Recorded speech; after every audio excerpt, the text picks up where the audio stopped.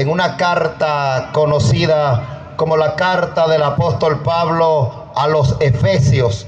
Y en el capítulo 2 tendremos la meditación de la palabra del Señor. Saludamos a todos pues los presentes y a todos los que más tarde, mañana o en cualquier momento, en cualquier parte del mundo nos puedan escuchar y nos puedan ver. Alabado sea el nombre del Señor. Donde quiera que Dios permita que llegue este mensaje, que sea oído, que sea visto a todo lo largo y ancho de nuestra ciudad, a todo lo largo y ancho de nuestro país y más allá de nuestro país, Dios pueda usar su palabra a través de su espíritu para producir vida y vida en abundancia. Amén, hermanos. Así que voy a leer a partir del versículo 1 y vamos a leer algunos versículos, amados hermanos, para que podamos tener una idea acerca de lo que quiero hablar en esta noche. El texto sagrado en el capítulo 2 y a partir del verso 1 dice de la manera siguiente: y Él os dio vida a vosotros cuando estabais muertos en vuestros delitos y pecados, en los cuales anduvisteis en otro tiempo, siguiendo la corriente de este mundo, conforme al príncipe de la potestad del aire, el espíritu que ahora opera en los hijos de desobediencia, entre los cuales también todos nosotros vivimos en otro tiempo, en los deseos de nuestra carne, haciendo la voluntad de la carne y de los pensamientos, y éramos por naturaleza hijos de ira, lo mismo que los demás. Pero Dios, que es rico en misericordia, por su gran amor con que nos amó, aun estando nosotros muertos en pecados, nos dio vida juntamente con Cristo. Por gracia sois salvos, y juntamente con Él nos resucitó, y asimismo nos hizo sentar en los lugares celestiales con Cristo Jesús, para mostrar en los siglos venideros las abundantes riquezas de su gracia en su bondad para con nosotros en Cristo Jesús. Porque por gracia sois salvos por medio de la fe, y esto no de vosotros, pues es don de Dios, no por obras, para que nadie se gloríe, porque somos hechura suya, creados en Cristo Jesús para buenas obras, las cuales Dios preparó de antemano para que anduviésemos en ellas. Y decimos amén. Gloria a Dios. Puede sentarse. Que el Dios de toda gracia y de todo poder añada bendición a nuestras vidas con su palabra.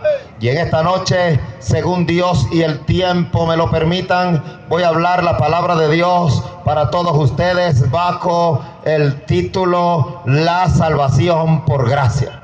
La salvación por gracia. Alabado sea el nombre del Señor.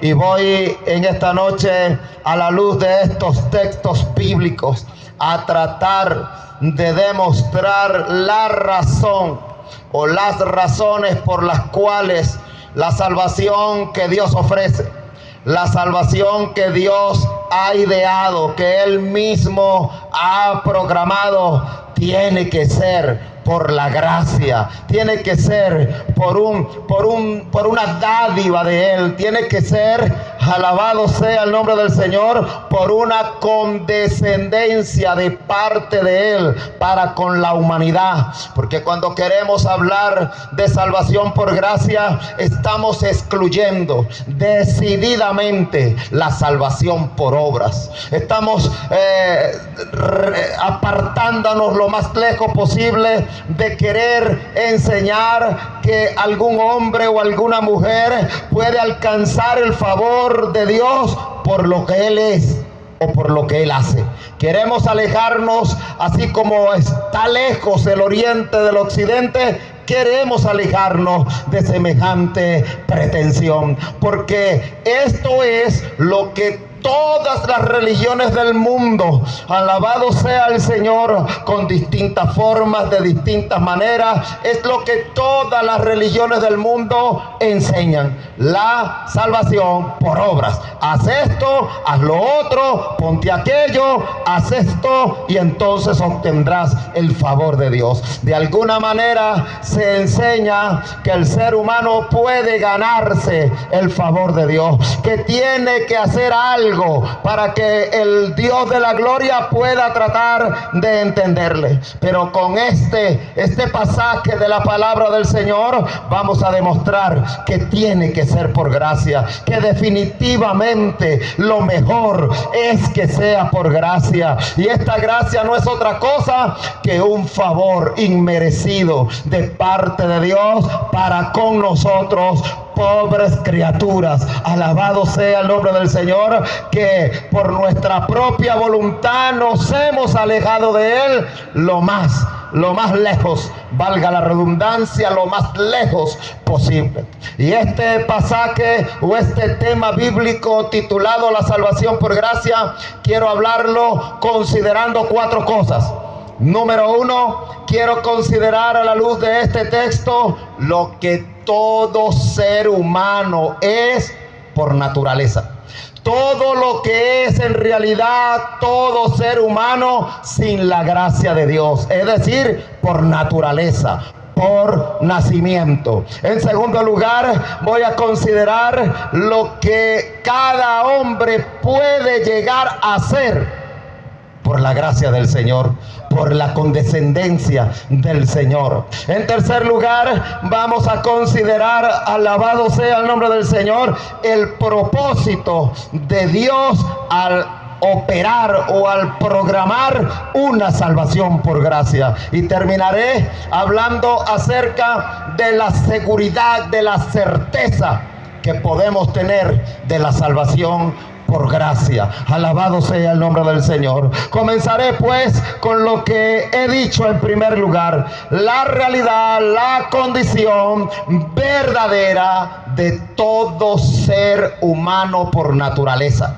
Todo ser humano que viene a este mundo, todo el ser que viene sin la gracia del Señor Jesucristo. Lo primero que vemos en el texto es que el apóstol alaba al Señor, aleluya, por algo que el Señor hizo con estas personas, estos creyentes que estaban en aquella ciudad llamada de Éfeso, y que lo ha hecho con todos los creyentes a través de todas las épocas, a través de todas las edades. Y Él dice: y Él os dio vida a vosotros cuando estabais muertos en delitos y pecados. Alabado sea el nombre del Señor. Lo primero que el texto muestra, mis estimados amigos y hermanos, es que todo ser humano que viene a esta tierra viene muerto en delito y pecado. No es un simbolismo, no es una metáfora, no es una ilustración, es la cruda, es la triste realidad de todo ser humano. Tal vez alguno me va a decir: ¿cómo te atreves a decir que todo viene, que todos venimos muertos en delitos y pecados? Si nosotros andamos, si nosotros nos desarrollamos, alabado sea Dios. Pero no es esa muerte, no es a la física, no es a la existencia humana a la que me refiero, ni a la que se refiere el apóstol Pablo, sino a la condición espiritual de todo ser humano. La palabra del Señor dice que a causa del pecado el hombre nace muerto. Alabado sea Dios. Qué palabra tan fuerte, hermano. Qué palabra tan tremenda. Muerto. Pero no la inventé yo. No es una ocurrencia mía. No es una innovación de nosotros los cristianos evangélicos.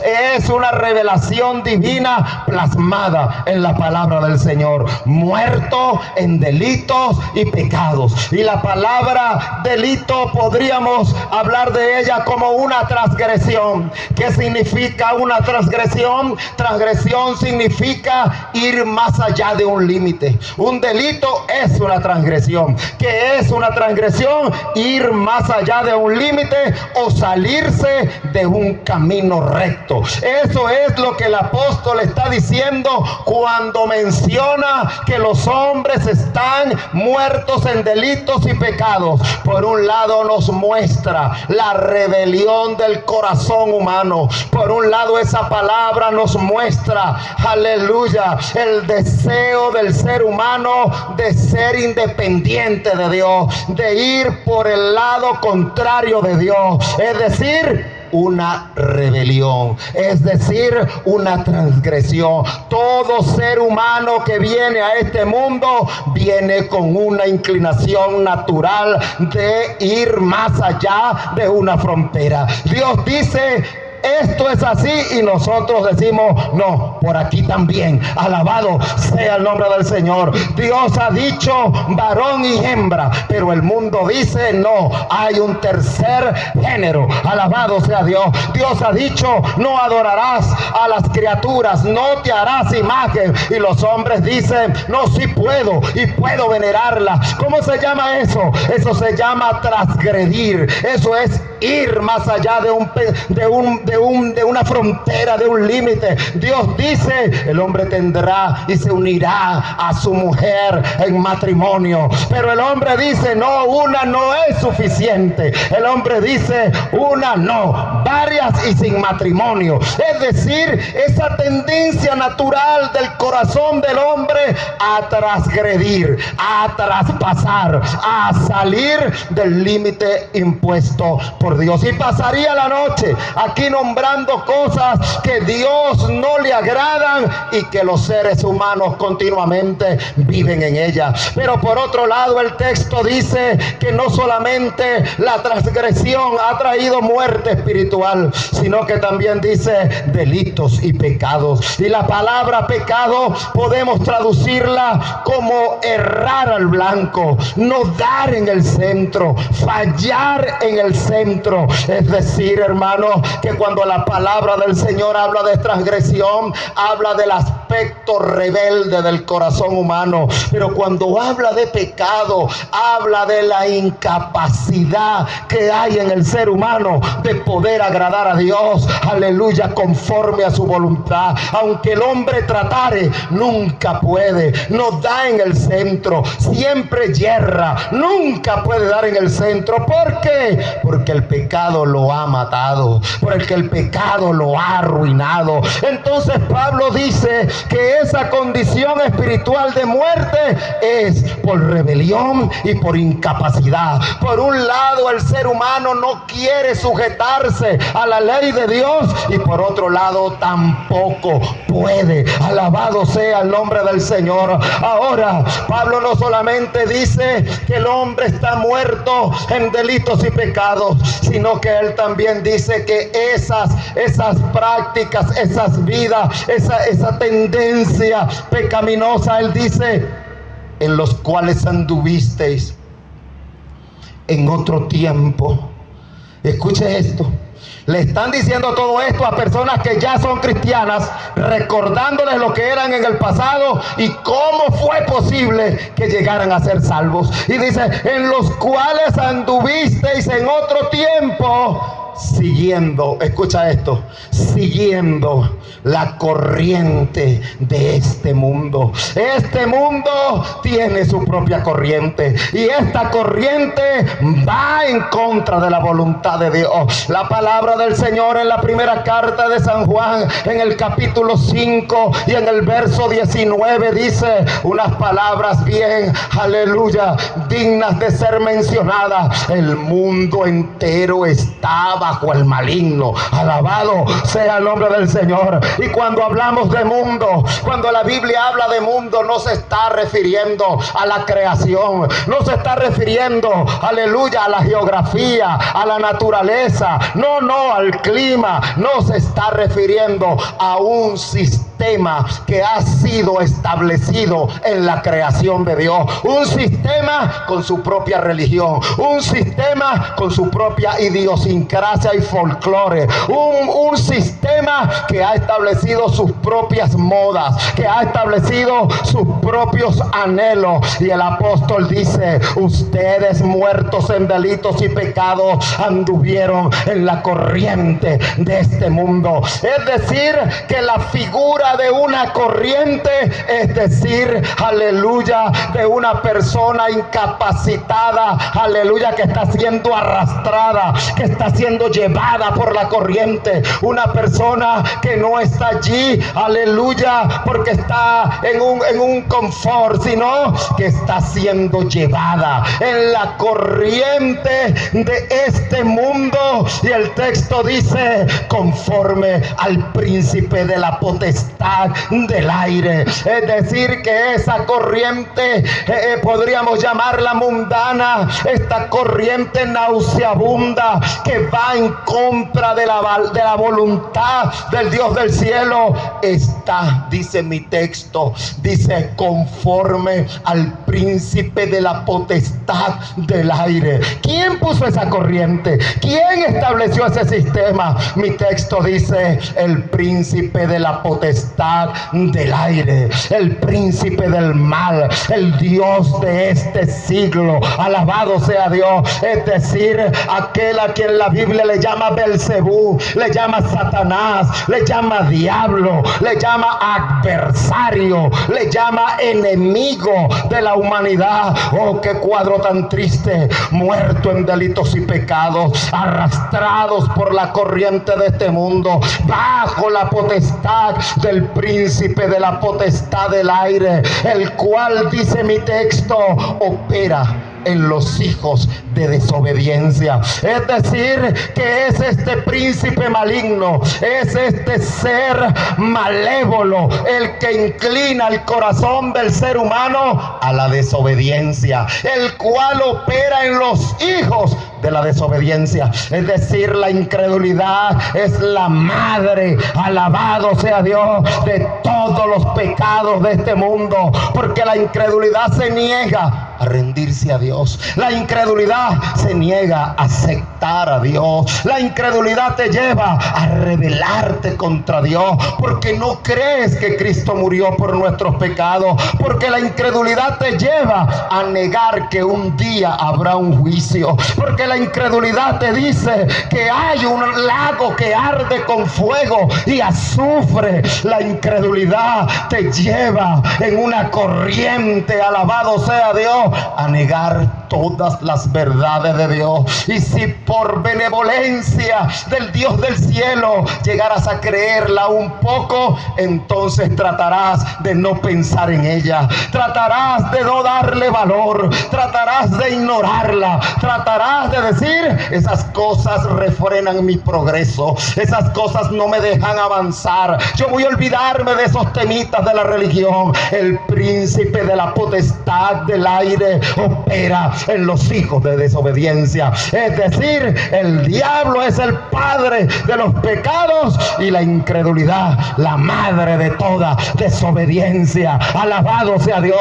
Detrás de todo pecado, de toda transgresión, de toda ofensa a Dios, está el príncipe de la potestad del aire. Y escúchenme, mis estimados que me escuchan en este siglo XXI pletórico de luz, no está hablando Pablo de alguna tribu bárbara, no está hablando Pablo de algunos trogloditas del pasado, el apóstol no está hablando de alguna tribu ignorante, come gente de los siglos pasados. No, el apóstol dice: vosotros estuviste, y más adelante dice: en los cuales nosotros también estuvimos. Es decir, que el mismísimo apóstol que escribe se incluye en ese género género humano. Está hablando de los hombres del ayer, de los hombres de hoy y de los hombres que vendrán. La humanidad toda está en esta triste condición, muerto en delitos y pecados,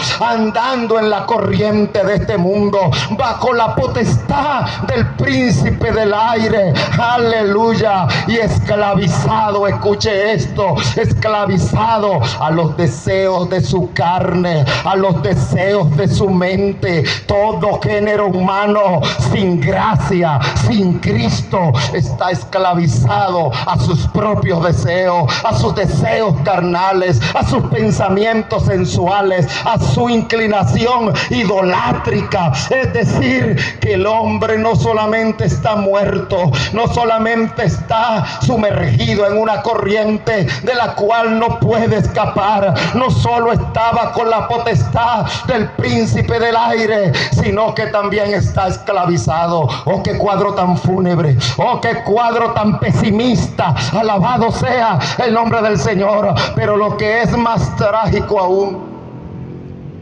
lo que es más triste, San Pablo dice: esclavo de concupiscencia, de vuestros propios deseos, haciendo la voluntad de la carne y de los pensamientos. ¿Qué te parece?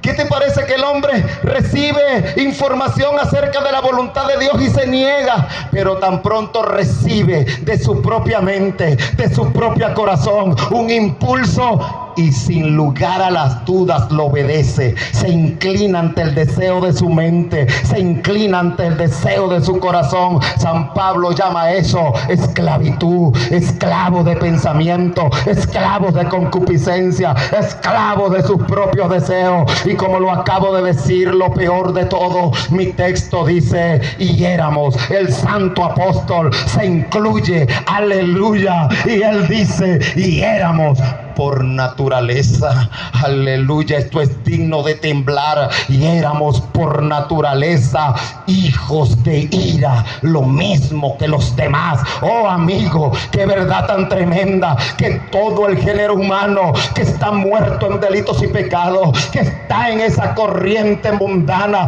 sin poder salir de ella, y lo más triste, sin querer salir tampoco. No es que no solo no puede, es que tampoco quiere salir de allí, porque está bajo la potestad del príncipe del aire, del príncipe del mal, esclavizado a sus propios deseos. Y San Pablo dice: por eso éramos hijos de ira, lo mismo que los demás. Es decir, cada vida que está sin gracia, cada vida que está sin Cristo como Señor, cada persona que no se ha lavado en la sangre de Jesucristo, el Hijo de Dios, es un heredero de la potente, de la estable, de la santa, de la justa ira del Dios de la gloria. Tal vez tú has escuchado hablar de Dios parecido a San Nicolás. Tal vez tú has escuchado a un Dios que es un ancianito muy noble, que cuida a los niños, que lleva a los ancianitos, que él está pendiente de la ropa. Tal vez tú has escuchado a un Dios que controla, alabado sea Dios, la lluvia, y deja caer y deja salir el sol y deja caer la lluvia. Y no has escuchado la parte de que es un Dios santo, y por ser un Dios santo, el pecado lo ofende, y cuando el pecado lo ofende, su justicia es interpelada, porque si Dios no es santo ni es justo, no es Dios, no podemos confiar en él. Es una caricatura, es un ídolo. Pero el Dios lleno de amor, el Dios lleno de gracia, es un Dios santo, y el pecado le ofende. El pecado, alabado sea Dios, le irrita, y por lo tanto su santa, aleluya, justicia demanda castigo. Por eso Juan el Bautista, cuando apareció en la tierra, en el Evangelio según San Juan, en el capítulo 3 y en el verso 3 dice: el que tiene al Hijo tiene la vida, pero el que rehúsa creer en el Hijo no verá la vida, sino que la ira de Dios está está sobre él. Escucha esto, mi texto no dice que estará, mi texto dice está, tiempo presente. No habla de futuro, no habla en auristo, no habla de pasado, no dice estaba, no dice estará. Mi texto dice en un presente continuo, está sobre él, sobre la cabeza de toda vida que vive sin Cristo, que vive muerto en delitos y pecados, que vive en la corriente de este mundo, bajo la potestad del príncipe del aire. Hay una sentencia que está suspendida, pero que no ha sido eliminada, pero está allí. Allí está la amenaza del Dios del cielo, la ira de Dios. San Pablo dice, y nosotros también éramos hijos de ira, lo mismo que los demás.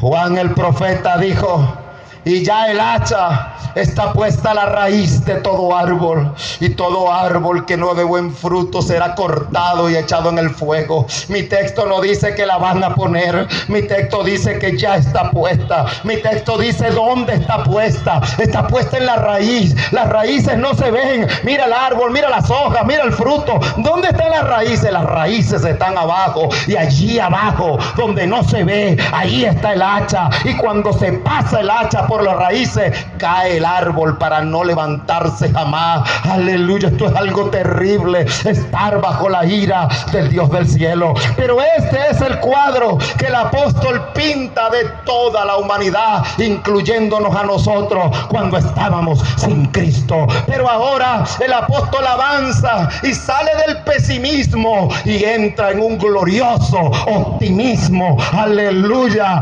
resaltando lo que cada hombre puede llegar a ser por la gracia del Dios del cielo, por la bondad, por la misericordia del Dios tres veces santo. El verso, alabado sea el nombre del Señor, el verso 4 dice así la palabra de Dios, pero Dios, escucha esto, pon atención a esa frase, no olvides todo lo que dice lo anterior, todo lo que éramos, cadáveres espirituales, todo lo que éramos. Eso no quiere decir, hermano, que una persona no puede estar inclinada a la bondad. Una persona muerta en delitos y pecados puede ayudar a otro. Una persona muerta en delitos y pecados puede darle comida a alguien, puede hacer algo, pero nada de lo que hace lo hace para la gloria de Dios. Todo lo hace para sí mismo, todo lo hace ignorando la santidad y la justicia del Dios del cielo. Cuando yo digo que un hombre está muerto en delitos y pecados, no estoy diciendo que está incapacitado para cualquier bien humano. Lo que estoy diciendo es que por estar muerto en delitos y pecados,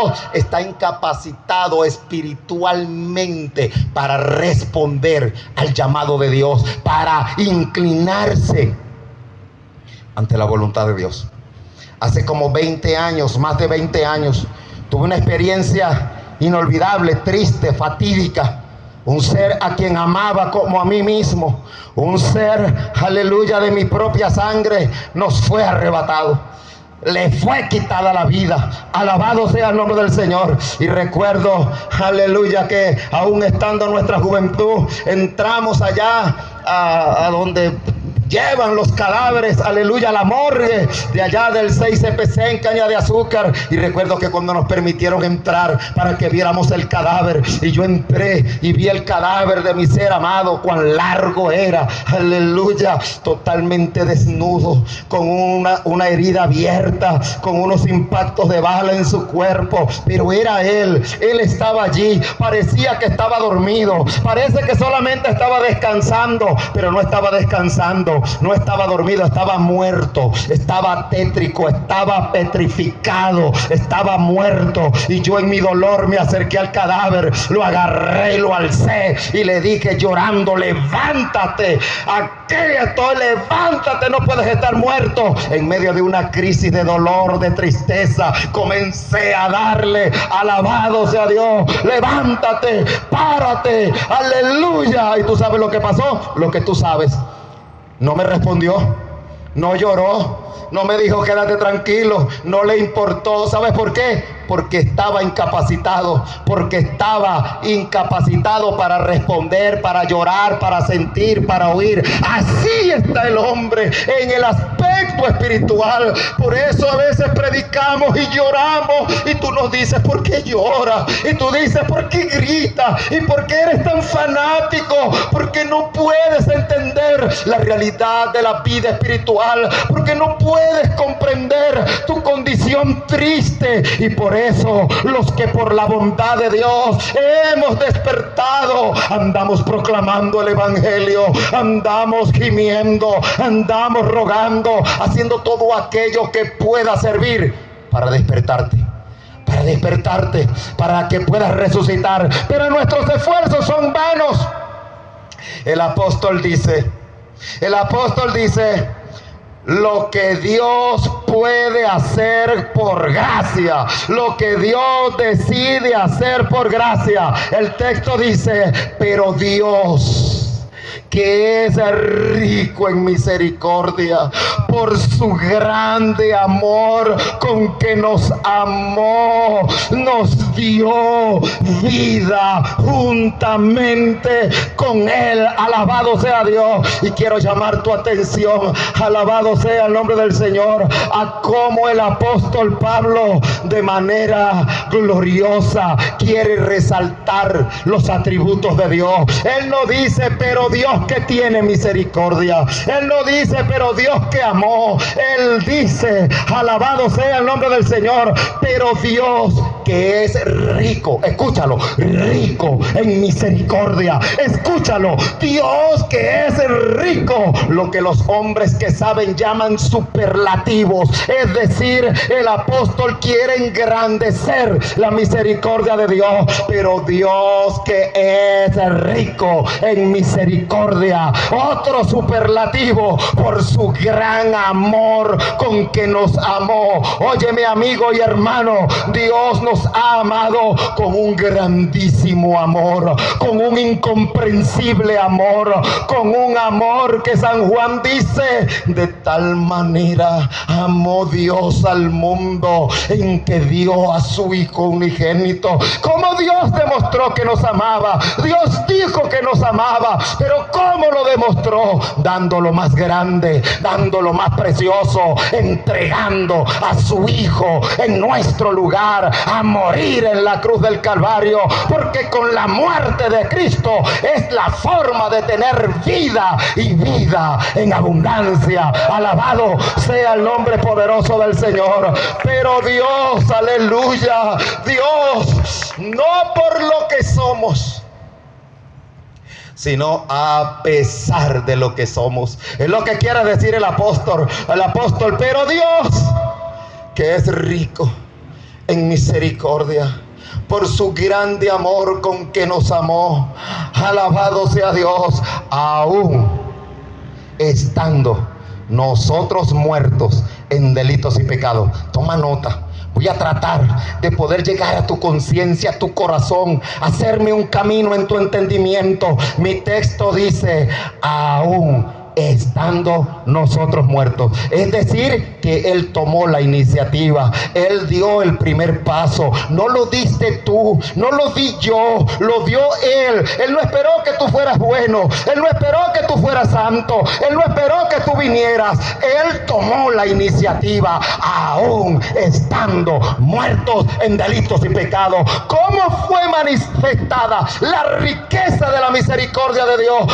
¿Sobre quiénes fue desbordado el grande amor de Dios? Sobre pecadores, sobre gente perdida, sobre gente enemiga de Dios, sobre gente, alabado sea Dios, aborrecedores de Dios. Pero a pesar de ello, Dios, aún estando en esa condición, nos amó. tomó. Es decir, que tú no puedes decirme en esta noche a mí, decirme, deja que me prepare. Nunca estarás preparado. Deja que tal o cual cosa. No, Él tomó la iniciativa, aún estando perdido. Él no esperó que yo fuera bueno. Él no esperó que tú dieras un paso. Él no espera que los hombres hagan cosas buenas para Él decir, por cuanto hiciste esto, voy a amarte. No, nos amó en pecado, nos amó en rebeldía, pero nos amó con el propósito de darnos vida. Estábamos muertos y nos dio vida. Estábamos esclavizados y nos libertó. Estábamos caídos y nos exaltó. Nos levantó con Cristo, nos dio vida con Cristo. Porque esto es el Evangelio. El Evangelio es una unión con Cristo. Es una compañía con Cristo. Es un unirte a Cristo. Cristo murió, nosotros morimos con Él. Cristo resucitó, nosotros resucitamos con Él. Cristo fue exaltado a la diestra de Dios, nosotros también. Cristo fue entronizado, nosotros estamos allí también con Cristo. Lo que es Cristo, eso somos nosotros. Él nos ha dado de su justicia, Él nos ha dado de su santidad, Él nos ha dado de su pureza, Él nos ha dado de su amor. Lo que somos es lo que Él es. No somos mejores que nadie, lo que somos es distinto. No somos mejores, somos diferentes, porque tenemos a Jesucristo, el Hijo del Dios de la gloria. Él es nuestra justicia, Él es nuestra sabiduría, Él es nuestra salvación, Él es nuestro Señor, Él es nuestra esperanza, Él es nuestra vida, Él es nuestro todo. Sin Cristo estamos perdidos, sin Cristo no somos nada. Pero amigo, en unión a Cristo te conviertes en un hijo de Dios. En unión a Cristo te conviertes en heredero de la gloria eterna, de la gloria celestial. Y el apóstol resume esta salvación por gracia diciendo esto: así que por gracia sois salvos. Escúchalo, por gracia sois salvos. Y luego dice, por medio de la fe. Y esto no de vosotros, ni la gracia ni la fe. Y dice, esto es un don de Dios. Yo sé que posiblemente aquí haya gente que me está escuchando que va a decir, bueno, la gracia de Dios, pero la fe es mía. Yo sé que alguien puede decir y objetar, bueno, Dios hace una parte, Él pone la gracia y la gracia está esperando que yo ponga la fe. Es posible que eso suene bonito, lo único que no es verdadero. Mi texto dice, por gracia sois salvos mediante la fe. La gracia es la fuente de donde emana todo el bien, todo el amor, toda la misericordia. Y la fe es el medio que Dios da para alcanzar la fuente, para alcanzar la vida. Alabado sea Dios. Si yo le preguntara a usted, si tengo delante de mí un plato con espaguetis, carne molida y una salsa napolitana, alabado sea Dios, y me traen un tenedor y pecorino o parmesano allí, aleluya. Ahora yo voy a hacer una pregunta: ¿qué me alimenta? ¿La pasta o el tenedor? ¿Qué dice usted? ¿Qué me alimenta? ¿La pasta o el tenedor? No creo que usted piense que el tenedor. Yo creo que todos pensamos que lo que nos alimenta es la pasta. Así también. ¿Qué es lo que nos salva? Nos salva la gracia. Aleluya. ¿Pero por qué medio? Por la fe. La fe es el tenedor. Y tanto la pasta como el tenedor nos es dado. Tú no tienes que ir a un restaurante a llevarte tu tenedor. Tú no tienes que ir. Tú pides la pasta y el hombre te va a decir, bueno, ahí está la pasta, tráigase su cubierto. No, te dan la pasta y te dan el tenedor. El Dios de la gloria te da la salvación y provee los medios para que tengas fe. La fe es la mano desnuda que se extiende y le dice a Dios, aquí estoy. Y esa voluntad firme la da Él, porque Él es el que produce el querer como el hacer por su buena voluntad. Él es el alfa, Él es la omega de la salvación, Él es el principio, Él es el fin. Lo que Él comienza, Él lo desarrolla y Él lo termina. Alabado sea el nombre del Señor. En estos días, conversando con una de las hermanas que está acá, recordé cuando yo llegué al Señor. Era un joven de 22 años. Alabado sea el nombre de Cristo. Y yo escuchaba el evangelio, y cuando los hermanos predicaban, yo lloraba, yo me quebrantaba. Alabado sea el nombre de Jesús. Yo no sé por qué pasaba eso. Aleluya. Porque el evangelio no es de los hombres, porque el evangelio es de Dios. Tú no te puedes arrepentir de tu propia voluntad. Si tú te arrepientes es porque el poder de Dios está viniendo sobre tu vida, está viniendo sobre tu corazón, quebrantando tu voluntad humana, para que puedas decir: no a nosotros, sino a tu nombre da la gloria. No me salvé yo, me salvaste tú. Me arrepentí yo, pero ese arrepentimiento me lo diste tú, lo originaste tú. La fe la puse yo, pero la originaste tú. No a nosotros, no a nosotros, Señor, sino a tu nombre. Solo a tu nombre da la gloria. Y yo comenzaba a llorar, hermano, y yo lloraba. Y cuando los hermanos se me acercaban: te vas a arrepentir, te vas a entregar a Cristo, hermano. Y yo decía así, ¿ves? No podía ni hablar del quebranto, y hacía porque mientras yo estaba siendo quebrantado, ¿tú sabes lo que yo estaba pensando? En los desórdenes. Yo estaba pensando: oye, porque si me arrepiento no voy a poder ir más para allá. Oye, si no.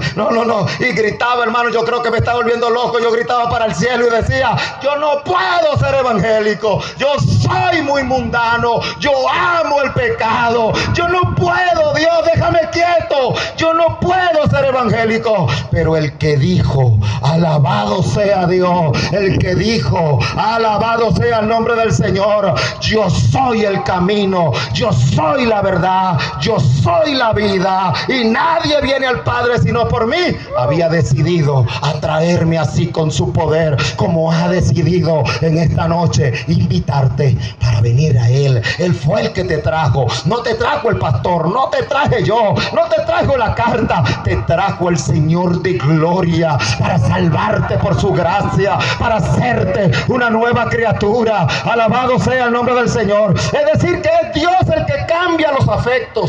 Es Dios el que cambia la inclinación del corazón. Y el apóstol dice: por gracia sois salvos, por medio de la fe. Y esto no de vosotros, para que ninguno se gloríe, para que ninguno se jacte, para que nadie venga delante del Señor. Tú pusiste la gracia, pero yo la fe. 50% para ti y 50% para mí. Yo sé que hay predicadores que dicen eso, pero el evangelio no lo dice, la Biblia no lo dice. Y yo soy predicador de la Biblia. Yo soy predicador de la verdad, del Dios de la gloria. Él ha decidido salvarnos por su gracia. Y dice: no de vosotros. ¿Por qué lo hace? Para que nadie se jacte en su presencia. Porque los hombres no tienen de qué jactarse. ¿De qué se va a jactar un pecador? ¿De qué se va a jactar un esclavo del pecado delante de un Dios puro, delante de un Dios santo, delante de un Dios justo, de un Dios que ejecuta su ira? ¿Quién se va a jactar delante de Él? Nadie. Pero Él nos ha dado esa benevolencia. Él nos ha dado. Él ha pasado por alto tu condición de pecado, amigo. Él ha pasado por alto tu esclavitud. Él ha pasado por alto tu amor al pecado. Él ha pasado por alto, alabado sea Dios, que estás amenazado de ira, y por amor, por misericordia, riqueza de misericordia, grande amor, inagotable, te llama hoy a recibir la gracia, a no tener en poco la gracia. La gracia de haber entregado a Cristo en nuestro lugar. La gracia de que Cristo haya sufrido la ira de Dios en nuestro lugar en la cruz. La gracia de que Dios no tuviera que condenarte a ti ni a mí, sino que lo hizo con su Hijo, para que arrepintiéndote tú y yo de nuestros pecados, obtengamos perdón, obtengamos vida eterna. Ahora bien, el apóstol dice una tercera cosa. Él dice el propósito con el cual Dios hizo esto. El versículo 7 del capítulo 2 que hemos leído dice que esto lo hizo Dios. Dios lo hizo. Dios me exaltó, Dios te dio vida, Dios te libertó, Dios te transformó. Y el verso 7 dice por qué lo hizo. El verso 7 dice el propósito por el cual lo hizo. Dice que lo hizo para mostrar. Cómetelo con cuidado, por favor. Te suplico que me prestes atención. No te pierdas ni una sílaba. Mi texto dice que lo hizo para mostrar en los siglos venideros las abundantes riquezas de su gracia para con nosotros. Superlativo tras superlativo. Para mostrar su extraordinaria, su superabundante riqueza de su gracia para con nosotros. ¿Por qué Dios salva pecadores? ¿Por qué Dios salva gente que no le busca? ¿Por qué Dios hace eso con gente que no le ama? ¿Tú sabes por qué lo hace? Para mostrar su poder, para mostrar su habilidad. El texto dice para mostrar en los siglos venideros la superabundante gracia o las riquezas de su gracia para con nosotros. Lo voy a ilustrar de esta manera. En una ocasión leí que una universidad de la Gran Bretaña, no recuerdo el nombre ahora mismo de esa universidad, el rector se iba a retirar, iba a dejar de trabajar en la universidad y se le hizo un homenaje. Se le hizo un homenaje de despedida. Alabado sea el nombre del Señor. Y en aquella reunión de despedida apareció alguien allí y le hizo un obsequio al decano que iba en retiro. Le regaló un dibujo de él. Es decir, esta persona lo dibujó.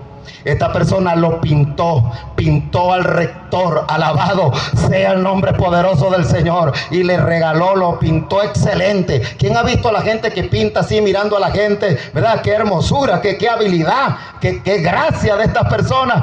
Y cuando aquel hombre le regaló el cuadro al rector que iba en retiro, él lo agarró, se le quedó mirando y para elogiar al artista, para elogiar al pintor, dijo esto: en las edades futuras, cuando ya nosotros no estemos aquí, la gente no va a preguntar ¿quién es este hombre? La gente va a preguntar ¿quién pintó el cuadro? Alabado sea el nombre del Señor. Lo mismo pasa cuando hombres y mujeres destruidos, arruinados por el pecado, esclavizados, son salvos por gracia, son transformados, son hechos hombres nuevos. La gente no pregunta ¿quién es este? La gente va a preguntar ¿quién hizo esto? Y nosotros vamos a decir: fue el amor y la riqueza de la gracia y del poder del Dios de la gloria. Cuando Dios salva a un pecador perdido, Dios muestra no solo su amor, Dios no solo muestra su misericordia, Dios muestra su habilidad, Dios muestra su poder. Alabado sea el nombre del Señor. Cuando los hombres son salvos, la gente no puede hacer otra cosa que magnificar a Dios. Los hombres y mujeres liberados del pecado, los hombres y mujeres salvados por el pecado, somos trofeos de la gracia de Dios. Estamos en la galería de Dios. Dios nos coloca en su galería y nos exhibe, alabado sea Dios, como la obra de su gracia, como la obra de su poder, como la obra de su misericordia. Cuando yo me convertí al Señor, la gente preguntaba ¿qué le pasó a este muchacho? Y me decían: ¿de dónde sacaste esa labia? Alabia a Dios, hermano. Me decía: ¿de dónde sacaste esa labia? Aleluya. La gente me decía: yo te conozco, en 6 meses te espero. Alabado sea el nombre del Señor Jesucristo. Eso fue en 1996 y ya estamos en el año 2025, porque la habilidad de Dios, la gracia de Dios, las riquezas de su misericordia, su bondad perfecciona lo que Él comienza. Termina Pablo y yo con él. Hemos visto la condición de todo hombre sin la gracia de Dios. Hemos visto lo que un hombre puede llegar a ser por la gracia de Dios. Hemos visto el propósito con el que Dios salva por gracia. Y terminaré diciendo la certeza, la seguridad que podemos tener de que podemos ser salvos por la gracia del Dios de la gloria. Mi texto dice: por gracia sois salvos por medio de la fe, y esto no de vosotros, pues es don de Dios. Esto para que ninguno se gloríe. Y el texto Verso 10 dice, pues somos hechura suya, creados en Cristo Jesús. Ahora, ¿por qué esa palabra creado? Si ya estamos en existencia, muertos en delitos y en pecado. ¿Qué quiere decir el apóstol cuando dice, y somos hechura suya, creados? Esa palabra originalmente significa recreados, vueltos a ser. Dios no nos reparó. Dios no es un remendón. Dios es un artífice perfecto. Dios es el alfarero glorioso. Él nos repara. Él hace todo nuevo. Y Él, la seguridad que tenemos de ser salvos por gracia, es porque nos hace creación suya. Somos recreados. Somos hechos nueva criatura. Somos hechos el templo y la morada del Dios de la gloria. Y todo Dios viene a nuestra vida. Todo Dios viene a nuestro ser. El Padre, el Hijo y el Espíritu Santo haciendo morada en nosotros, lavados de nuestros pecados, libres del poder del pecado, libres de la tiranía de Satanás, escapados de la corriente de este mundo y hechos nuevas criaturas. El amor de Dios reinando en nuestro corazón, y de ese amor nada nos puede separar, ni lo alto, ni lo bajo, ni lo profundo, ni ángel, ni principado, ni ninguna otra cosa creada nos podrá separar de ese amor que nos recreó, de ese amor que nos salvó, de ese amor que te llama hoy a salvarte de pura gracia, de pura misericordia. Deja que la inagotable riqueza de la misericordia de Dios, deja, mi estimado amigo, que el grande amor de Dios sea derramado ardientemente en tu corazón. Te invito en esta noche a renunciar al orgullo, renuncia a la incredulidad. Ven a Dios y dile: yo no puedo, mi condición no me lo permite, pero tú que eres rico en misericordia, pero tú que eres grande en amor, sálvame, sálvame por tu gracia. Dilo allí, amigo, dilo allí, amiga, invócalo allí. Él es rico para con todos los que le invocan. No me digas todavía no soy cristiano, invócalo, llámalo ahí sentado, allí donde estás, dile: sálvame, Jesucristo, sálvame por amor, sálvame por misericordia, hazme una nueva criatura, te lo suplico, Jesucristo. Y vive Dios en cuya presencia estoy, que la suministración del Espíritu Santo te hará hoy, aquí, ya, ahora, una nueva criatura. Esta es la salvación por gracia. Esta es la salvación del Dios Todopoderoso en Cristo Jesús, nuestro Señor. Que Dios te bendiga y que Dios te guarde. Dale gracias al Señor. Vamos a aplaudir a Cristo con todo nuestro corazón y a darle gracias al Señor.